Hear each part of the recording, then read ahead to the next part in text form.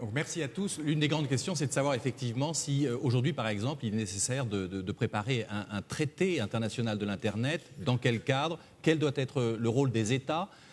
Internet est tellement divers et tellement riche, vous avez dit tout à l'heure chaotique, c'est vrai que dans des continents comme l'Afrique où on assiste à un développement considérable de l'Internet, la situation de la gouvernance est quasiment chaotique. Donc qui doit prendre en main cette gestation de la gouvernance?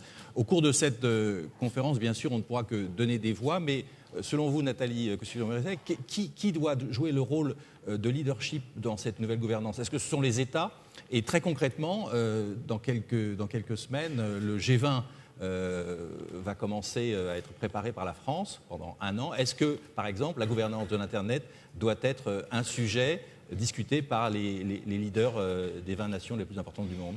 Il faut qu'on trouve des lieux où on peut en parler et il faut absolument que les États y soient présents. Aujourd'hui, ça pêche sur ces deux choses-là.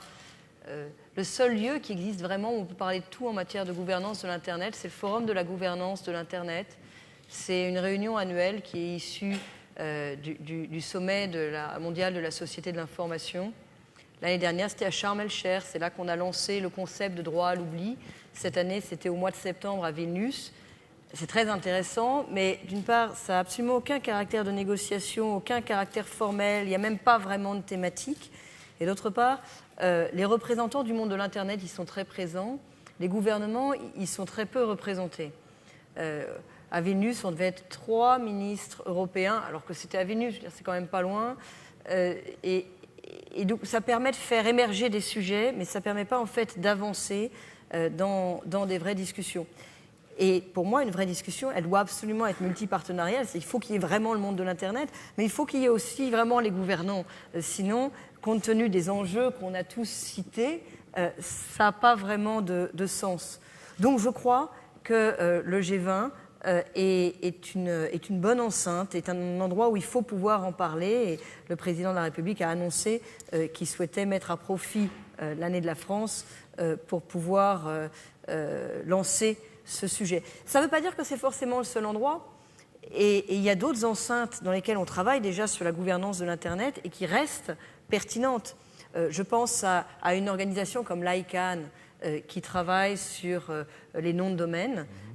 L'ICANN, aujourd'hui, fait tourner l'Internet. Alors, ça demande à être un petit peu multilatéralisé parce que l'ICANN est une association de droit californien et ça marche bien, mais pour gérer les noms de domaine partout dans le monde, il y a un moment, pourquoi ?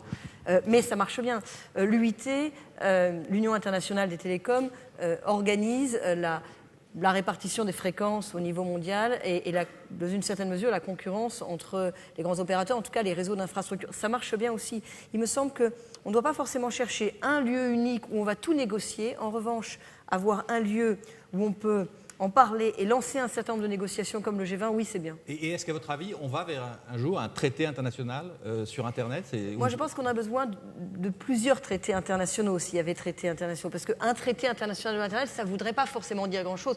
Je reprends l'exemple de la concurrence fiscale. Je crois qu'il faut qu'on puisse parler de la concurrence fiscale. C'est un vrai problème, vous savez, la concurrence fiscale. Aujourd'hui, on paye la TVA donc, dans le lieu d'immatriculation de la société. C'est en fait c'est une partie de la souveraineté qui se perd. C'est des États qui se vident de leur sang pour partie. Et puis c'est de la concurrence fiscale à la baisse. Ça existe à l'intérieur de l'Europe, ça existe dans le monde. C'est quand même problématique. Je prends l'exemple de la TVA. La TVA, c'est une taxe sur la consommation.